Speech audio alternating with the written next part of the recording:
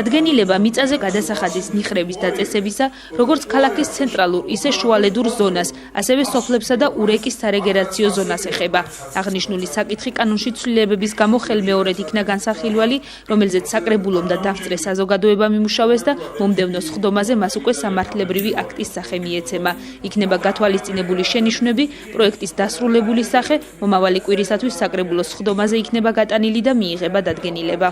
ძალიან საინტერესო ფაქტია იმდენად, რამდენადაც ბევრი ადამიანი, რომელსაც მუნიციპალიტეტის საკუთრებაში არსებული ქონების შესყიდვის სურვილი აქვს, ან იჯარით აღების სურვილი აქვს და მას გარკვეული წარმოდგენა ექნება იმაზე, თუ რა საწყისი ფასით შეიძლება აიღოს კონკრეტული ქონება იჯარით, ან შეისყიდოს აუქციონის წესით.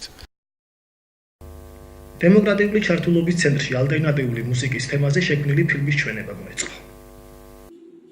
რა მდგომარეობაშია დღეს ქართული ალტერნატიული მუსიკა? იქმნება თუ არა ხარისხიანი პროდუქცია? რა როლს ასრულებს სახელმწიფო მუსიკის პოპულარიზაციაში და რა პასუხისმგებლობა ეკისრებათ თავად მუსიკოსებს?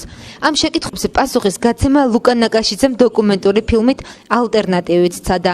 ფილმში ქართული ალტერნატიული მუსიკის დღევანდელობაზე რობი კუხიანიძემ, ნიკო ნერგაძემ, მიშა ურუშაძემ, ნიკა მაჩაიძემ და სხვებმა აღნიშნულ მუსიკასთან დაკავშირებულმა ადამიანებმა ისაუბრეს.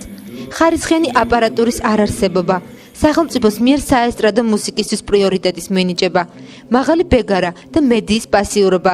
ის ფაქტი, რომ დღეს საქართველოში ალტერნატივა პოპულარული არ არის, სწორედ ამ ფაქტორებს დაბრალდა. ფილმის ჩვენების შემდეგ იყო დისკუსია. ნანახზე აქტიურად იმსჯელეს ახალგაზრდებმა. მშენებლობაში ორ პოზიციაზე განაწილდნენ და აღნიშნული ერთის მხრივ მედიას და სახელმწიფოს, მეორე მხრივ კი თავად მუსიკოსებს დააბრალეს. ანუ ალტერნატივის გაჩნდება საქართველოს მოსახლეობის გემოვნებაში. პირველ რიგში დამნაშავე არის ჩემი აზრით მედია, რომელიც პროპაგანდირებას უკეთებს სულ სხვა მუსიკას. ჩემი აზრით სრულიად კიჩურ მუსიკას, უნიჭო მუსიკას. სახელმწიფო არ აქცევს ყურადღებას, არ ახდენს არ აფინანსებს ამ ჯგუფებს და ბუნებრივია მას ხო არ შეუძლია გამოვიდეს და დაუკრას. დაფინანსების გარეშე. მე ძალიან ბევრი ვიცი, ვინც ეგრეთ წოდებულ გეოვნებიან მუსიკას უსმენს და ძირითადად ესაა ინტერნეტის საშუალებით. დიდი ძალაა სოციალური მედია და აუცილებლად არ არის გათვლილი ძალიან დიდ მასაზე, მაგრამ გარკვეული სტილი საზოგადოებისა უმეტესწილად ახალგაზრდობა არის ჩართული სოციალურ მედიაში და სწორედ ახალგაზრდებისთვის აჩვენებს გათვლილი ასეთი მუსიკა და უფრო აქტიურად უნდა ესადონ, რომ გააპიარონ თავისი შემოქმედება.